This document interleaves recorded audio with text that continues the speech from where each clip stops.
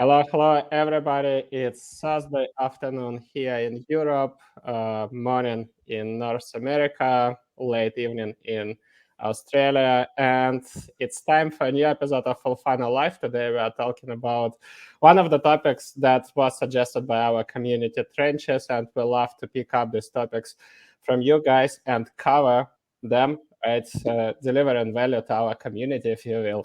And today, what we're going to talk about is account segmentation for developing ideal customer profile, right, Vlad?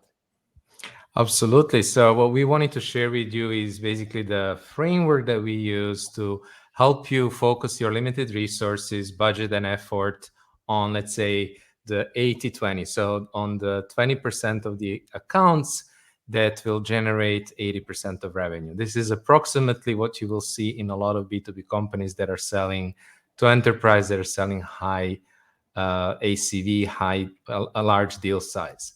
And so I just wanted to welcome everybody as well and start with a very quick question. So if you have accounts that can generate 10 times the amount of revenue than, let's say, an average account, should you basically target them, prospect, and market to them in the exact same way? So while you're sharing your thoughts about it, I think like a lot of people will be thinking, yes, no, logically, right? No, but actually this is what we see in a lot of times. A lot of B2B companies actually set the same cost per acquisition, use the same programs, and actually make their forecast based on an average sales cycle length, average deal size. But when you really zoom into it and see the different types of accounts, types of customers, you will see that these values actually differ greatly. So this is what we want to discuss with you today, because not all accounts are created equal. Not all customers are created equal. And as Andrei said in his post, if you try to use the same method to hunt the antelope as you use to hunt field mice, you'll basically stay hungry. So with that out of the way, I just wanted to, before we really can dive into framework, share one prerequisite, right? And the prerequisite is that you want to do market segmentation. And so let me explain what I mean. With each market segment, you can end up with a different ICP. And why is that? Because a lot of companies, when you look at it, will blend the data from different segments. And this is a mistake, because if you do that, you will end up with very broad targeting. You will end up with kind of vague messaging, and really going to be very difficult for you, unless you're a category leader. It's going to be very difficult for you to have a meaningful differentiation and to stand out. So this is not about market segmentation, right? So we are not going to go into details, but essentially it is understanding the different geographical regions that you sell to. They are going to vary a lot, and the different industries and the different verticals. So once you nail the target geography and vertical, now you want to start diving deep into those accounts. And the way we do that is using revenue analysis. And Andrei. let's do a live geographical segmentation. Guys, let us know in the chat where you're all joining us from. We're again broadcasting from Spain with an unusual, or maybe usual, I don't know, warm weather. Where you're all joining us from? Let us know. Let's see our geography. Sweden, Ellen, nice to meet you. Sarah from Brussels, good to see you. We'll be coming to Brussels in May, coming to Copenhagen in February, so maybe we'll see you all. Irina, Austria, Valentina, Puerto Rico, cool. Silvana, Montreal, Canada, cool. Team from London, good to see you. Mary from California, Mary, good to see you again. Kirk, yes. Jack, USA. Mark, Brooklyn, cool. So again, very international audience, good to see all of you. So coming back to our topic, the first thing, as Vlad said, we do the market segmentation, right? We need to pick up one segment that we'll do analysis for. What is our next step? Next step is, as a rule of thumb, obviously, we recommend to extract the revenue data and all available revenue metrics about these customers for the last 3 years. If you don't have that data, and I know there are multiple constraints, right? Maybe a company was not collecting the data properly. Maybe CRM is not structured. Maybe you migrated to another platform or ERP or CRM. So get the data from the time frame that is available for you, right? But at least look at the last 12 months. What kind of data we recommend you to get? Customers, total revenue, average contract value, next, for how long they are staying with your company. Next, what was the sales cycle length? Next, what was the source of opportunity or channel or channels, depending on how what kind of data you have in your CRM, right? This would be essential metrics to look at the beginning, right? Your goal and why we are doing this. First of all, we want to structure all companies by 2 criteria. The first one is to answer the question. So the first criteria would be answering the question, who are our best customers when it comes to revenue, right? Here is a simple example. I will just quickly share my screen so you'll see a real-time example. Here we go. Okay, you probably can see my screen, right? So let's sort all our customers by the total sales volume, and we want to, first of all, segment them. Why? Because the key goal of that exercise, the key goal of account segmentation is basically defining our best customers, define the commonalities these customers have, right, and replicating them. So then we'll apply this criteria for ideal customer profile development and account list building. And it doesn't matter if you are running demand generation campaigns, right, and you want to apply that for your targeting, right, for demand gen ads, for brand awareness ads, or for demand capturing. It's the same approach you can leverage for account-based marketing programs, the same approach you can leverage for sales perspective, right? Now, the second question that we need to ask ourselves is, what were our 5 fastest deals? I'm saying 5, but the goal is to identify these top 5 customers, right? But you can, again, sort all your customers from that specific segment or from that specific geographical market, depending on what is more important for you, right? And then structure that list by the deals that had the shorter sales cycle, right? Now, our goal is to define, as a rule of thumb, we always recommend to look at the top clients by revenue and the top 1 deals. 5 is just a rule of thumb. Why?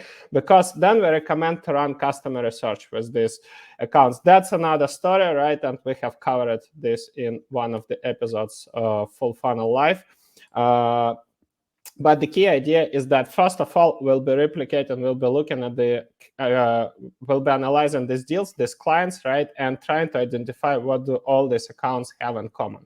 Now, the second most common question here is, how do we define tiers, right?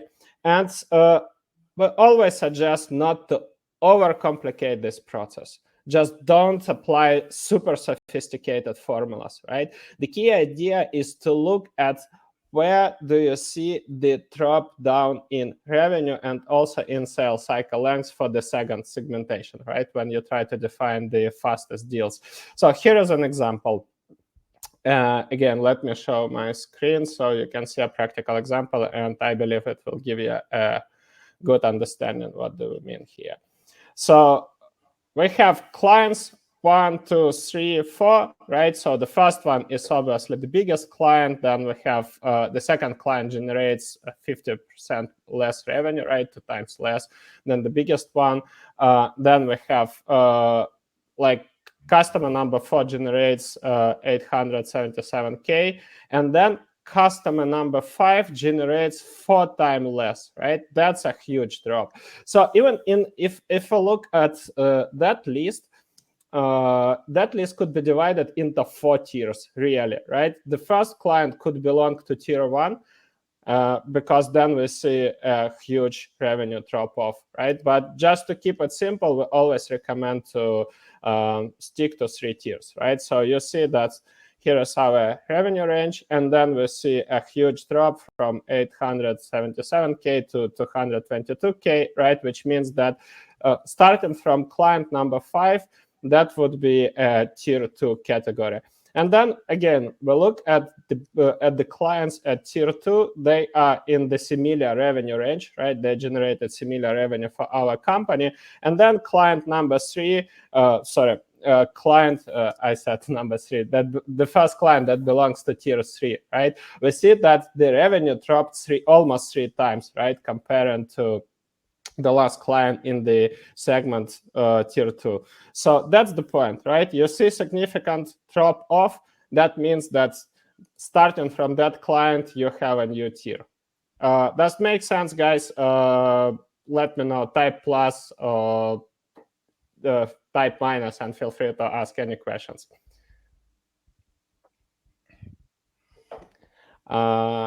Cool. So that's the basic, right?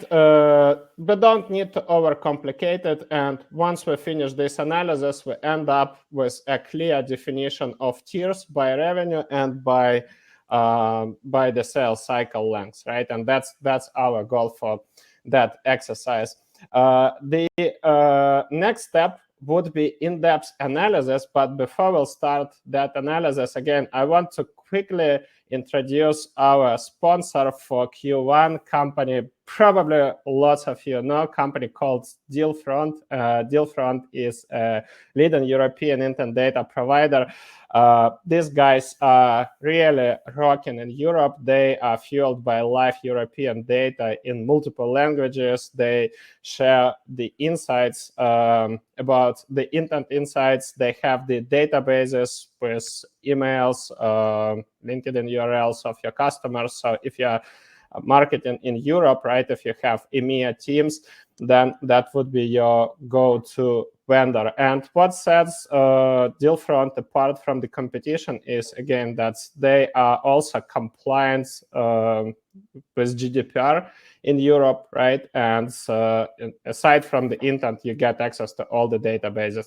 So if you don't have an intent data solution, check them out. I will drop a link in the chat, and you can get a free demo with them. Coming back to our topic, right? When we define these 3 tiers, the next step is in-depth analysis of customers that belong to tier 1 and tier 2. And on that at this step, Vlad will share multiple examples how to run that analysis. All right, so let's dive into the different things that you want to analyze about these customers. Essentially, by now, you should have a list of tier 1 and tier 1 accounts. And now you want to dive deeper in there and first start looking for some of the common patterns. And the first thing that you will very soon start to discover are the common patterns when it comes to their firmographics criteria. And what I mean by that could be understanding, okay, usually what we see is that tier 1 accounts, those accounts with the highest revenue potential, have the highest, for example, employee head count, or their revenue size in terms of how much revenue they're making is the highest, right? But then you might notice that there might be also some differences in the industries, for example, or the verticals within the selected industry. Like in this case, what we see is slight difference between kind of enterprise B2B software and kind of more B2B SaaS software here. And then when we look at the geographies, again, there can be, like, we are focusing on specific geographies, but again, there could be some differences between these. So these are like very basic criteria, just figuring out the firmographics of these target accounts. The other custom qualification criteria, what I mean by that is that even though your ICP may fit your let's say target account may fit your firmographics criteria, it doesn't mean that they're going to be a perfect fit for your solution. So depending on the type of product, you might have different criteria. So I just want to share here some example custom criteria. For example, this was kind of a customer advocacy solution where it's all about basically turning their best customers into advocates of your brand, right? Or ambassadors of your brand, different names for the same thing. So for them, what was very important was, for example, the sales team size. So for them, it was very important to have, first of all, sales teams that are in at least 2 or 3 main regions, like EMEA versus North America, Latin America, for example. And then they wanted to have specific team size. This is what we have noticed when we analyzed here the different accounts. So we even have a concrete account here where we have, for example, here like 2,000 plus salespeople, where for tier 2 we had maybe, between 200, above 200, so between 200 and 2,000 salespeople, right? So again, you want to look at the specific criteria. For example, for us, because we are selling full funnel account-based marketing advice, one of the criteria is the deal size. So we can only work with companies that have, let's say, 50K plus average deal size, or 50K or more average deal size per year, right? Then another thing that you want to analyze when you're looking at those customers is the buying center or the buying committee.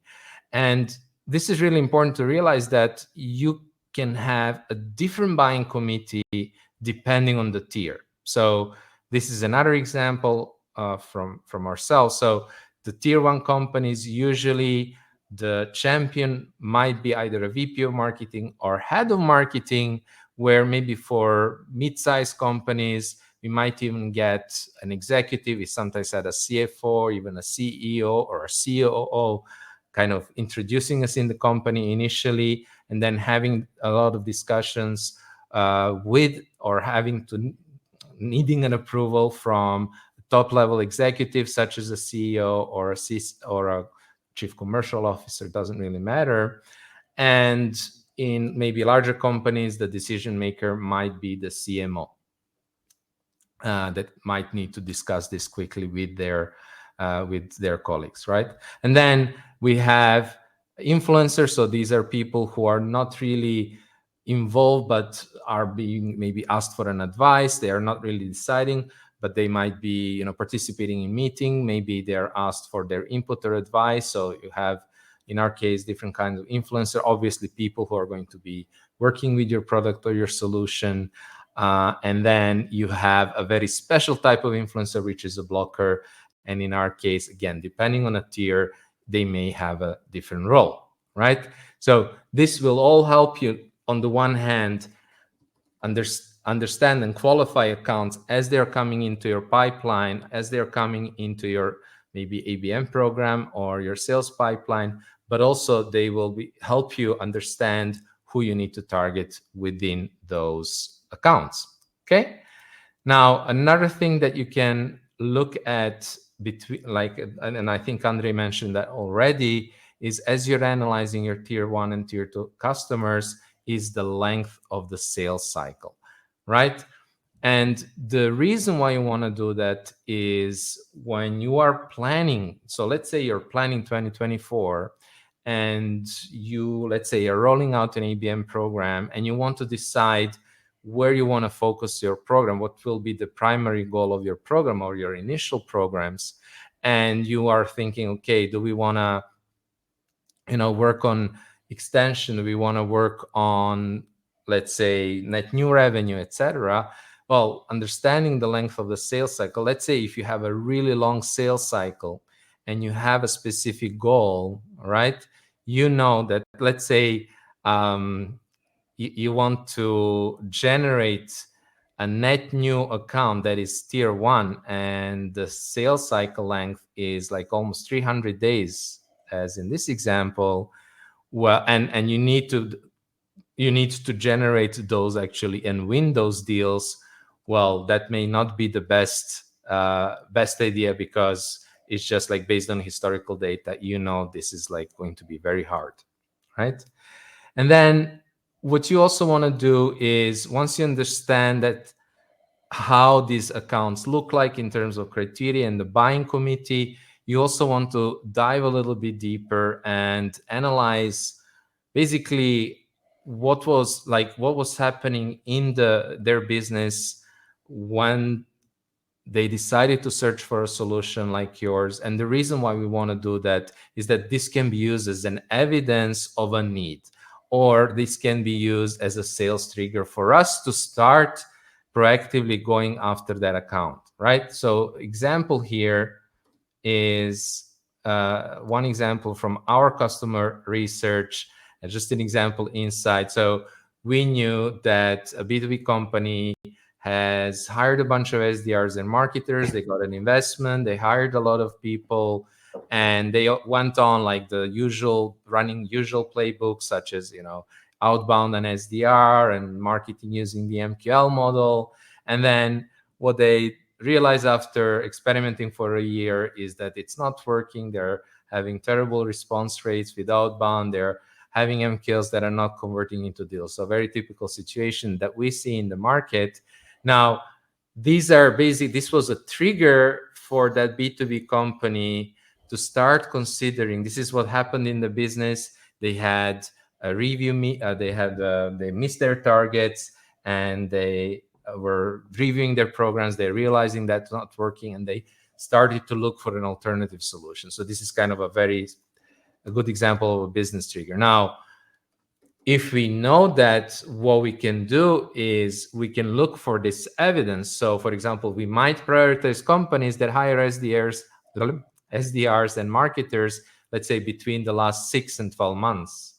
We may look at launching campaigns just at the time the companies are evaluating their results, for example, at the end of their fiscal year, right? And then maybe this can also impact our messaging and content about the typical problems that these companies are experiencing at this stage. Okay, so this is why you want to start understanding also within your customer research what is happening in those teams that triggers their buyer journey.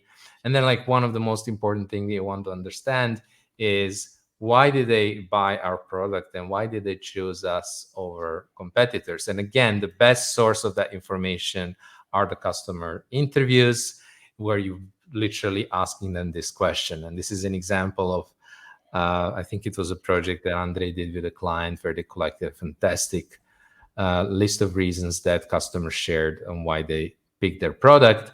Again, this will be very helpful for you to position your product for that target industry and for that target, let's say, tier 1 or tier 2 customer.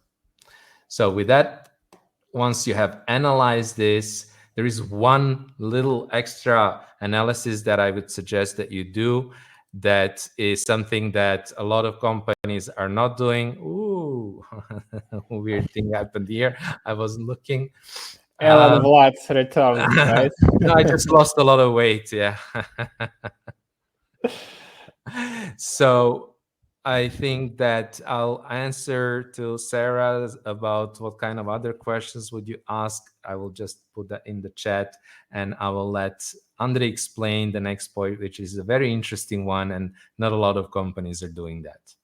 Yeah, so guys, feel free to post your questions in the Q&A blog. We'll finish today's agenda, and then we'll cover all the questions that you have.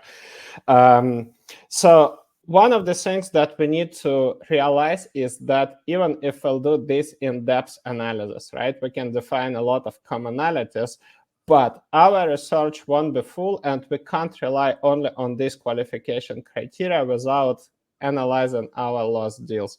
We do it all the time with all the clients, right? And when we are losing deals, there are factors, let's say there are factors that we can influence, or we can improve, revamp later. For example, we lost because we didn't have a specific feature, but our IT department works on that feature, right? And then we can try to re-engage that account, right? Or maybe if they purchased your competitor, we can reach out, understand are they satisfied with the competitor's solution, right? And maybe win back that customer. So still that company fits your ICP, right?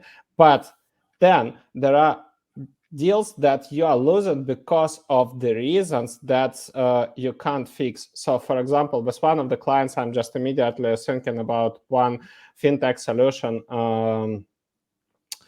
we worked with. One of the biggest deals we lost because their software wasn't compatible with it couldn't be integrated with a specific ERP system. So all the clients on the surface, they fit ideal customer profile. They fit all the criteria that we just discussed, right? All the qualification criteria, but they have this specific ERP. And we can't do anything with it. Potentially, our client could make a decision and invest a lot into that integration, but they were not willing to do it, which means that all companies that have this specific ERP should be disqualified by default because we simply can't sell to them, right? Doesn't matter what tier they belong to, which leads us to the next important point. We need to run lost deals analysis, and you can literally you can apply the same approach, right? You can extract all the lost deals. Maybe you don't need to extract all the deals from the last 3 years because you'll end up with a really big list. You can, and considering also the market dynamics that teams are changing, right? Companies are not having complete information about all the deals and accounts. Maybe it makes sense just to focus on the last year, on the last 12 months, right? Extract these deals, sort them by the opportunity potential, and start analyzing these deals. Basically, you need to answer 2 questions, right? What were the lost reasons? So if that's a feature, right, lack of specific feature, can we solve it? Are we going to solve it? If yes, then okay, this account shouldn't be considered as a count for analysis for disqualification, right? If there is a lost reason that we can't solve, we can't mitigate it, right, then it becomes our disqualification criteria. And the same thing I highly recommend you to do for channel analysis. Look at the channels that generated these opportunities. It will also help you to understand how to refine these channels. Let's say you got a lot of these opportunities coming from outbound, from sales activities, which means that sales don't really apply this criteria for account selection, right? Maybe they simply are not aware of this criteria, which means that they are spending their time ineffectively, right? Or maybe they were coming specific from specific paid ads campaign, right? You can revisit this campaign, and maybe the message is inaccurate, right? Or maybe the targeting is inaccurate, so you can revamp and improve it. Here is a simple example, again, just to show you how this disqualification criteria might look like. So as always, you'll have a practical example. The client that Vlad already shared, right? This was a list of disqualification criteria. So for example, if IT team is big, and by big we mean above 100 developers, we were disqualifying this clients because they had enough, let's say, manpower, right? Series A startups or seed funding, these companies, we analyzed that usually the last reason was the budget, so they basically don't have money to pay for the services, right? Etc. So, for example, they have a lot of employees from engineers, but just to give you an idea, right? Employees, engineers from India, Romania, Poland, more than 15. And there is no problem with these countries at all. It just means that they found a solution how to hire, let's say, remote engineers for a cheaper price, right? As simple as that. So they have a very specialized tech stack that's we are not working with, right? So here is an idea. Another good criteria is that, for example, December saw that we were losing to big enterprises, so companies with 5K employees, global offices, right? Revenue is above 500 million. So then you see the range, you understand what's small companies you need to disqualify, right? You start from here, and then where you need to stop, right? When it's not, when the accounts are too big for you, right? So that's another good idea. Another insight was that, for example, these companies didn't have visible growth on LinkedIn, right? And that means that these companies probably hit revenue plateau, stagnating, working with changes, etc. So maybe like the solution our client sells won't be helpful in that case. So these are the main things, and when you'll do this analysis, you'll end up with accurate targeting criteria, right? First of all, you'll have 3 tiers, right? You'll have a list of qualification criteria, and you'll have a list of disqualification criteria, and it helps you to drastically improve your targeting, your account lists, your account qualification, account scoring, etc., and it helps to achieve finally marketing and sales alignment and answer the question who we need to focus on, right? That's the first question. And the second one is how deep our personalization should be, because now you know, okay, these are tier 1 accounts, and everybody in your company can easily apply this criteria to define tier 1 account, right? And then nobody would ask a question why we spent more money to, let's say, to target that account, why we do a lot of personalization, why we try to engage with personalized interactions with these accounts. Nobody would question it, right?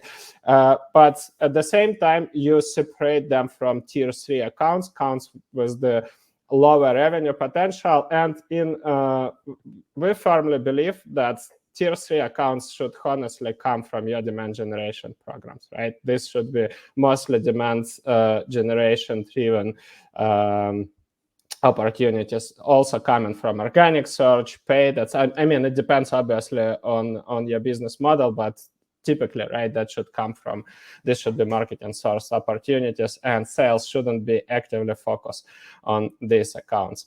So the last step would be define these tiers, so grouping everything into one document that you can cross-share in the organization, and then we'll show you how to use these tiers in account planning and account development. But let's start with grouping first.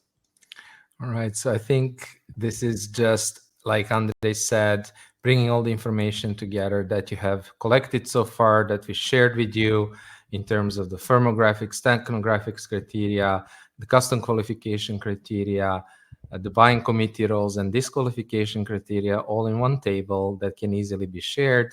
And the first thing that I would actually do is to start with the alignment process. I would share this table and add, let's say I'm sharing it with a couple of executives, with salespeople, let's say more experienced salespeople. And for each of them, I would add another column in this spreadsheet and ask them to provide rating and feedback.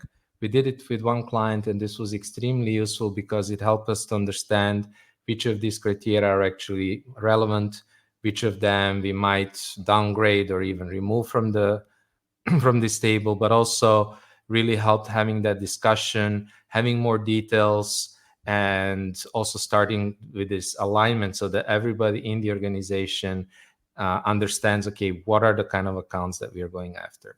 The second use case here is that when you are looking at the intent data sources, and Andre will explain in a moment a little bit more about that, and let's say you're having engaged accounts, engaging with your with your demand generation program, coming visiting your website, whatever the sources you're using, for you to be able to actually have a, let's say, an evergreen process, an ongoing process where you keep sourcing your target accounts, and for your ABM program to work on, you need to have somebody assigned to do that work. So somebody needs to go through those accounts that are, coming from whatever intent data sources, and needs to basically qualify them, right? So that's the first step. So whether we should work on them, should not work on them, and understanding which tier they are. So for example, we had our marketing assistant go through our intent data, twice a week, and then we could just share this spreadsheet with her, and she could help us basically just filter out the accounts that are relevant for us beyond the filters that we had in our tool. And then finally, I think Andre already mentioned that you want to use this information so that it can actually improve your targeting, both on paid and in manual outreach, and improve, of course, never have a conversation, maybe even remove the notion of the sales accepted target account once you have a clear idea about these qualification criteria, but also like what do we consider, whatever, MQL, ISQL, let's say, significantly engaged accounts, so that we are passing into the next step. So speaking about next steps, I think what you want to do, and I think a lot of you might have this question, okay, now we know which accounts are tier 1 accounts. Now we know which accounts are tier 2 accounts. At the beginning, you said that we shouldn't do the same marketing programs and the same cost of acquisition for the different tiers. So what does it mean? Let's dive deeper into how do we actually use that information to plan our account-based marketing for the accounts that may be tier 1 versus tier 2. So Andre, you want to speak about that? Yeah, and that would be our last part, just to wrap up the entire topic, and then we are heading to Q&A to answer all of your questions. You have a lot of great questions, guys. Just quickly answering one of them, what Tim asked, because it was about the previous screenshot. So that wasn't the rating, but it was like the characteristics per tier, per column, right? And when you see the merged cells, right?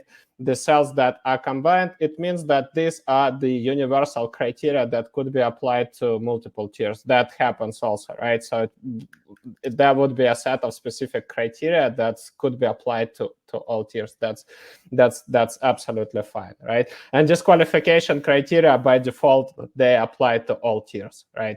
It doesn't matter if it's tier 1 or tier 2. It just means that this account should be disqualified by default. There was a question about the recording, so I would answer this one as well. So the first thing, guys, is that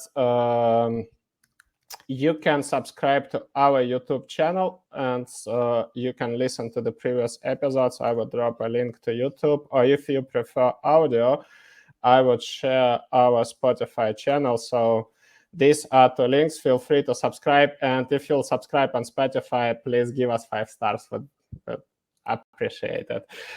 Coming back to the last part. So let me share my screen, and I would explain you how to use these accounts for account planning. I don't know if you have attended our webinar about cohesive account-based demand generation model. If no, we can share a link with you guys so you can rewatch. But just the idea, right? Basically, in that cohesive model, demand generation has two roles, right? The first one is obviously sourcing inbound opportunities, and the second role is sourcing ABM team with engaged accounts. Engaged accounts are the accounts that fit your ideal customer profile, that's basically that fit this qualification criteria, fit either tier 1 or tier 2, right? And depending on how many accounts you have, they are prioritized, researched, and you define to what playbook they put them. So let's say on the top layer, we have this demand generation program. Then we track these different sources of engagement and intent. Why? I would love to emphasize on it. And this is where you can see the tier segmentation helps, right? So you'll have, if you have a good demand generation function, right? If you have an established function, you might be running events, you might be running podcast, you might be running thought leadership, you might be running blog, right? You might be running search, and you might be running search engine optimization program. You might be running thought leadership ads, right? You might be running field events, whatever, multiple programs, right? All these programs basically create touch points or interactions with your target accounts. And your goal is to define the sources that can demonstrate you that engagement. Now, the next step is, this is what we mean by engagement threshold, right? You need to define what is a level of engagement that means that this account is highly engaged. Just to simplify it, we always recommend to define high intent pages on your website and repetitive visits in the last 30 days, right? And decent time spent. So imagine an account that is coming to your website, visiting your pricing page, demo page, integrations, maybe comparison reports, right? And this account is coming and coming again. That's by default, that means that this account is shortlisting you as a vendor, right? Probably they are doing the vendor evaluation, the vendor research, right? And that's why I also mentioned that repetitive visits are key here. If you see that they are coming back, then it means that your product probably caught their attention. And this account should be prioritized. Now, how they should be prioritized, right? This is where the tier segmentation helps. And as a rule of thumb, this is what we explain in our Fullfunnel ABM course, right? If that's, I would just give you a very brief theory, right? If that account fits tier 1, then it means that you need to focus on these accounts. These accounts deserve full personalization, one-on-one engagement with the entire buying committee, right? Full account research, etc. If this account belongs to tier 2, you can do so-called one-to-few programs, right? When you run a program for a specific cluster, in that case, the personalization is usually based on the jobs to be done, on the known challenge, and the vertical, right? So you combine these insights and you create program with the value proposition and messaging based on it. And tier 3, this is so-called one-to-many, but in real life, we don't believe in one-to-many. I'm always saying that one-to-many is a lazy excuse for not doing appropriate demand generation, right? So I know a lot of companies, maybe I'm not saying that you might have guys different experience, but I spoke to multiple CMOs who tried to run one-to-many ABM programs, right? Which means like when you upload a list of thousands of accounts, hundreds of accounts to LinkedIn or to any ABM software like Demandbase, 6sense, etc., and you try to run programmatic display ads. In my 18 years, I have never, ever seen any company that was satisfied with that strategy. That's why I'm saying this company shouldn't be a part of so-called ABM, because that would be super expensive for you. This company should belong to the demand generation layer. And basically, that's it. This is how you can leverage it in a cohesive demand generation and ABM model. Now, before we'll move to the Q&A, let me know if that topic was helpful, if you learned something new. Just type plus if you enjoyed it, or minus if it was bad and we didn't cover the topic in detail. Share with us your feedback, please. And we are going to cover your questions now. All right. Thanks, Eugene. Thanks, Megana. I answered some questions that we already kind of covered with a quick answer in the question. So let's focus on those that are still open. And if you don't mind, I saw a question from Sarah. What kind of other questions would you ask during client interview? We have two, basically, we have two resources. One of them, Vlad's published on LinkedIn, and then I would quickly show you guys I as did. well. I dropped the link already, and I put it also in the response as well. Okay. And then we have this guide. It's about ideal customer profile. But if you have ever visited our blog, you know that we always publish in-depth long guides where we try to cover the topic in as much details as possible. So here in that guide, you can see the examples and the questions, and you can also download the template. So if you are interested, again, I would drop a link here. Just a caveat, it's ungated. Nobody would ask for your email. So feel free to check that guide and the guide that Vlad shared on LinkedIn. Let's move to another one. Well, yeah, just to follow up on that question with another question about customer interviews, since we're on the topic, again from Sarah. Do you recommend doing them live during a meeting, or do you think it's doable to do it via email? I think it's always best to do it via a live call. And the reason is because you get to answer the 5 whys. So usually when you're talking to people, let's say you're asking somebody about what was happening in their business when they started to look for a solution like yours. You're asking about the business goals they were trying to achieve, the challenges that they were trying to solve, right? What happens is that, first of all, people, they deal with their problems, challenges, etc. So they think about them differently, and they say, this was whatever. For me, what was the difficulty was finding the accounts that I should focus on. Okay, this sounds like an answer, but really, like, what I would like to know, okay, why was it difficult? What were you trying to do, right? What were the other solutions that you tried, and why didn't they work, right? Why was that important for them? Like, what was the business reason for them to focus on this problem? Like, what happened maybe that made that specific challenge a high priority? So all these follow-up questions you can ask in a live call that you couldn't ask via, let's say, a survey or a follow-up email. However, if if after trying to get that call, this is not possible, for sure you can try to have an email conversation, a LinkedIn chat, or even like a survey or something else.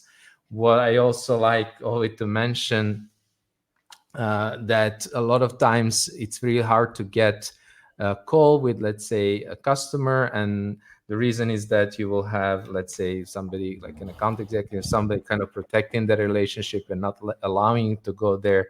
What we heard on one session on our B2B marketing summit from Mary Kio, she mentioned a super nice idea, and what she's doing basically is just reaching out to people on LinkedIn and saying, hey, I'm new to the industry, I started working as a marketer here. I would love and appreciate if you could jump on the call with me and just share some of the insights.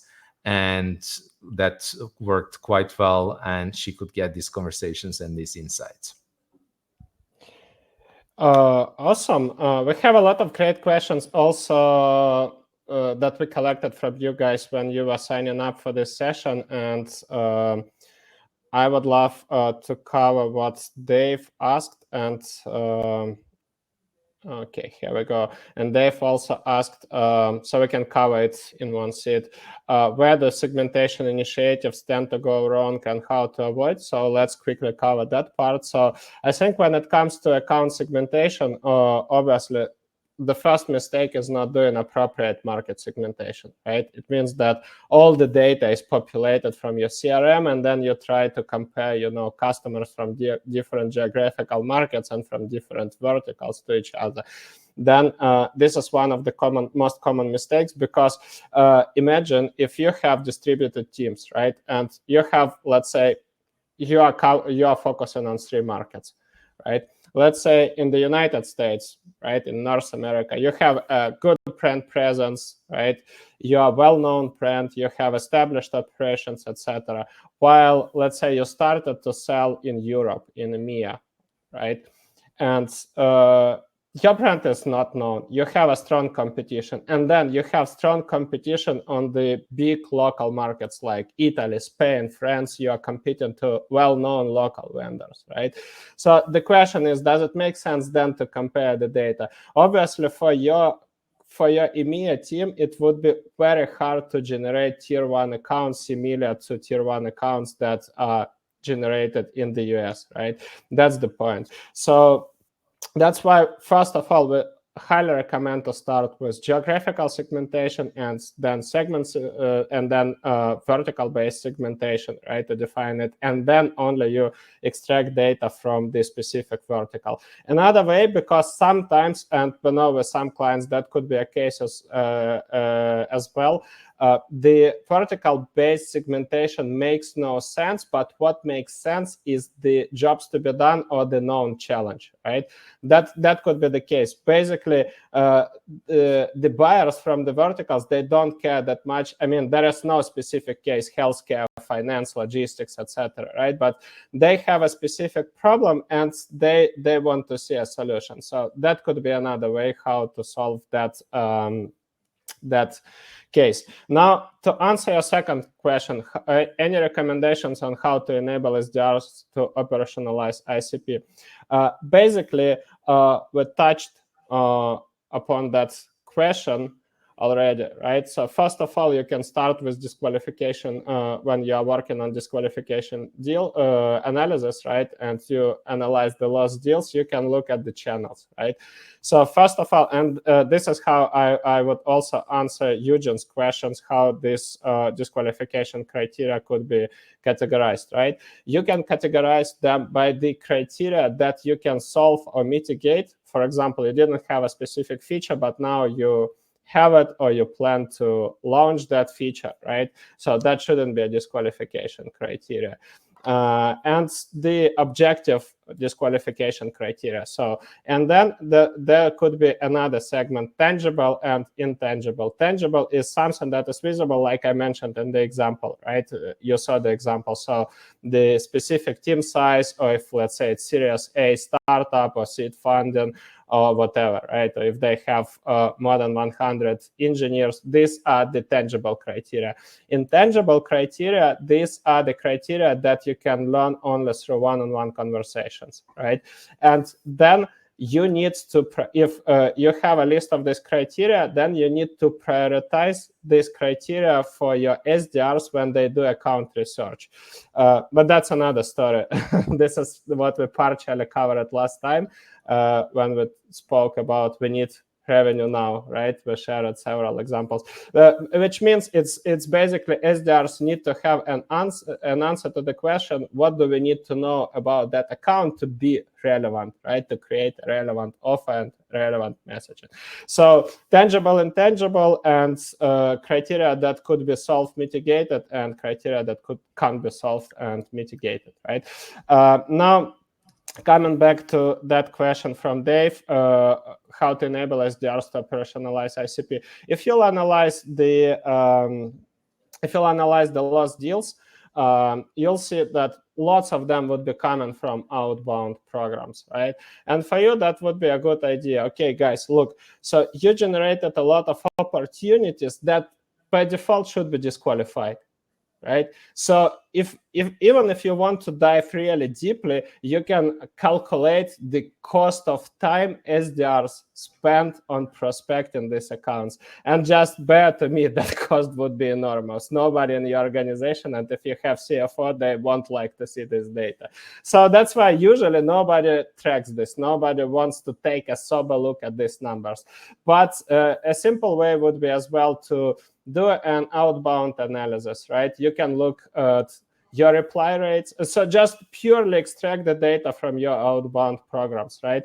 What are your win rates? How many opportunities you generate? And one of the metrics that we'll love to prioritize with Flat, and we always share this with our clients, what is your account to opportunity ratio, right? Imagine if you have a list of 2,000 accounts and you generate only, I don't know, 40 opportunities, but or let's say 40 discovery calls, and from these 40 discovery calls you generate only 5 opportunities.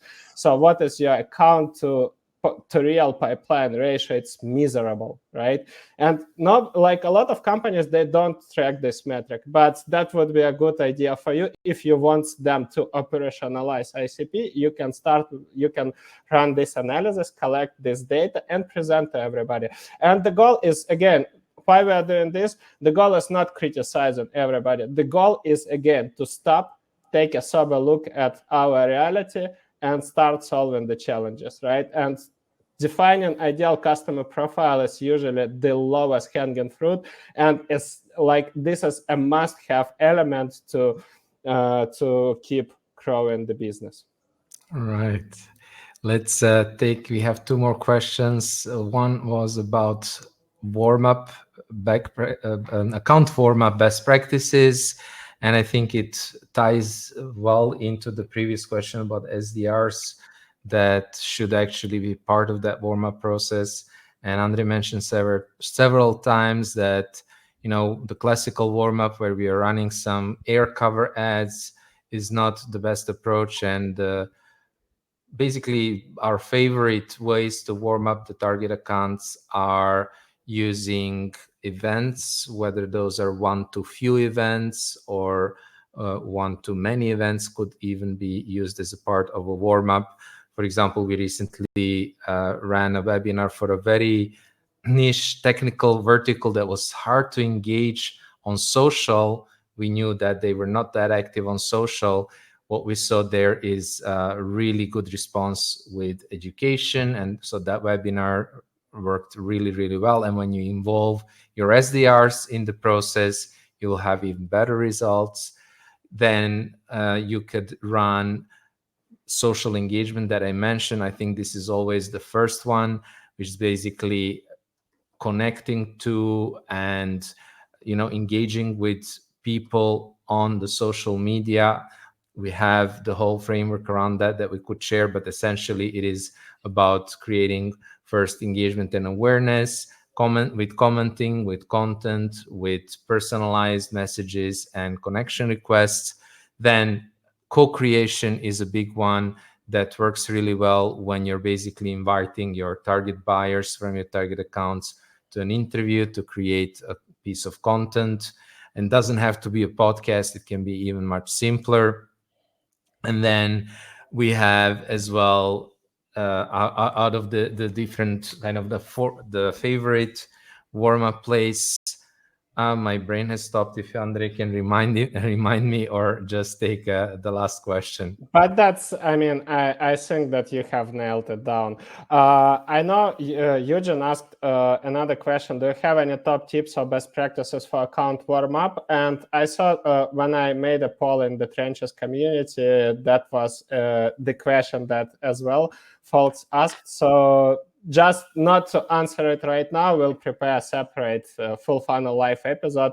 It would be either next week or maybe a week after. So stay tuned. Anyhow, you guys were saved you to the Fullfunnel invitation list, so you'll get an invite from us, and we'll cover this topic in detail. I think that would be a better answer to your question. You'll enjoy it, right? There is a question from Megana about the concept of ICP, but I would love to also quickly cover a question from Nix and Tara. He asked, how do you go about segmentation when your sales team is unwilling to share the customer info? And that's this is basically what I wanted to cover when Dave asked the question. Take a sober look, do the outbound analysis, present the numbers, right? Just show the reality and explain this is what's happening in our organization. Now we want to improve it, right? We want to improve our focus, our targeting. And if you run the revenue analysis, at least for the verticals and for the geographical markets, you can use it as a basis. You can explain this to the sales and to the executives. Look, there are verticals in which we have higher revenue, higher ACV, better win rates, shorter sales cycles, right? but we have no idea who is our ideal customer profile. So we are selling blindly to these markets, but we believe if we'll focus on these markets, we can scale revenue. So that's the idea, and this is how you can nail it down. And we have 25 seconds left before we'll kicked out from the room. I saw that question from you, Megana. Basically, how the concept of ICP evolved, it's different growth stages. It's basically the same. You need to do, and especially if you're a startup, I highly recommend you to revisit your ICP every quarter. As simple as that. Do the same analysis, and you'll be able to move forward. I think that's it. We have covered all the questions. Again, guys, thanks a lot for coming. Thanks a lot for, first of all, for posting these fantastic questions. We enjoy a lot our community, and we enjoy to cover the real questions that you face in the trenches instead of having theoretical discussions about what is ABM, what is demand gen, or what ABM is not. Quite popular on LinkedIn, I see. So we'll have to cover something that might be helpful for all of you. That being said, stay tuned. In the upcoming weeks, we are going to cover the new SDR model and how it fits the account-based marketing programs. We are going to cover the warm-up tactics in account-based marketing, and we are going to announce our new Fullfunnel Summit. We have fantastic lineup this year again. So stay tuned. A lot of coming. Have a great rest of the week. Cheers. Be here.